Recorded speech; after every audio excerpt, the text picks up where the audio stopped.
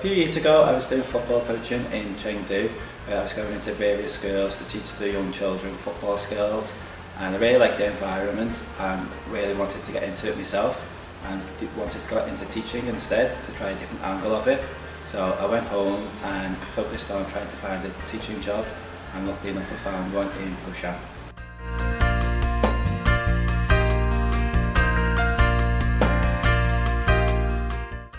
I think it should not be put off by it. It's a long process where you do need to do a lot of research and it takes time to get your visas through, things like that, but just don't be put off by how long it takes, and also do your research into the schools that are available and look into what is available for you in terms of accommodation, wages and teaching resources.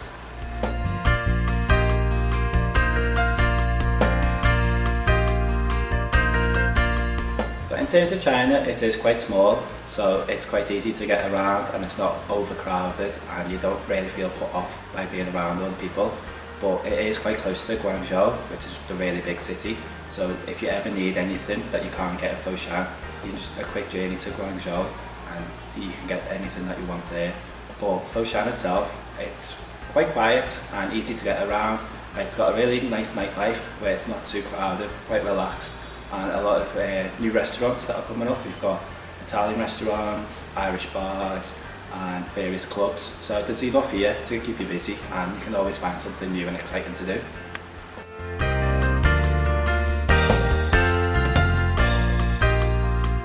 So I've been here for about a year and a half now and been with the same class throughout, so I've been able to see them grow and develop and pick up a lot of things that I have actually been teaching them. So it's been really enjoyable to see them develop and learn more English and get bigger personalities and just seeing them really get on together and just having all fun together. So it's been really enjoyable, really nice, and it's just so much fun just being around all the kids.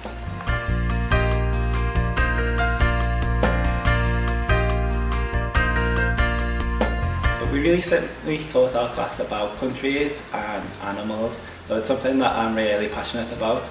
So I've managed to put my own thing on it, and the kids now are still asking me all about different countries and what animals are from what countries and what animals do, where they live and things like that. So I've been able to put a bit of my personality onto our teaching content and really see the kids enjoy it. So it's been really fun having that ability to really put something out there that you enjoy.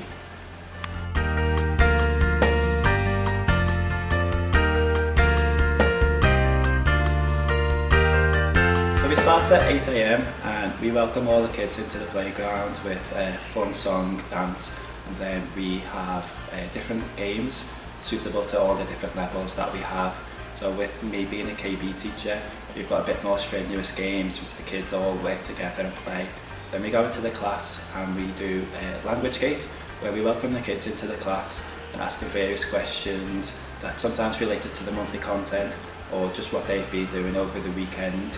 So then we sit down, have our breakfast, then we start our first English lesson at 9, and then with that it's down to ourselves what we teach, but we do follow our teaching content. So we can do classroom games, team games, or we can just sit there and just talk to the kids or read with them. And then after that we go outside and we do morning exercise, which is fun for the kids and fun for us.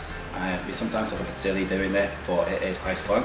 And after that we have our outside playtime where we can go onto the jungle gym, or we can play football, basketball, or build things and just have a good time with the kids, go on bicycles. And then after that we have our special classes, which can range from kung fu, art, library, swimming. Then after that we will go back to our classrooms and teach our second lesson, which can be, we get our workbook, so we can do our workbooks or we can do a craft. Then after that we have our lunch, which we give the kids the lunch and ask them a bit about what they are having, if they like it or if they don't like it. And after that we, as the foreign teachers, we finish and then we get to go home and have a long lunch break, where it gives us a chance to catch up on any work that we need to do for the afternoon or the week, or we can just have a relaxing time. When we go in the afternoon, we can do a bit of prep for, a bit more prep for the week or the following day. Then in the afternoon we go to our class and see them to go home or take them to the special classes that they have in the afternoon.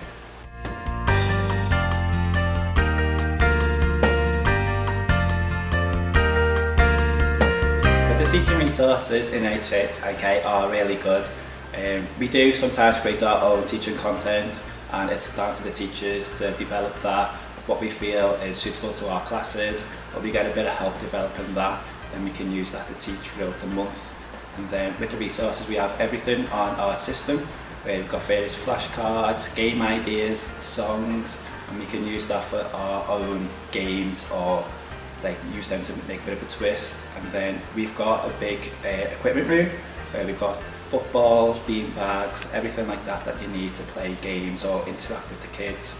And every class has got a smart board which we can use to do PowerPoints, show videos, or just play various games with them. Like I usually play like matching games online, things like that. And then we also do teacher training, where some of the teachers will put out their ideas, and it helps new teachers or teachers who are taking a different class, gives them more ideas of what games you can play or how you can get certain lessons across, things like that. So in HIK we've got a lot of resources, and all the teachers do like to help out, and if they have good ideas, they're always welcome to share them with each other and give them their own tools and resources.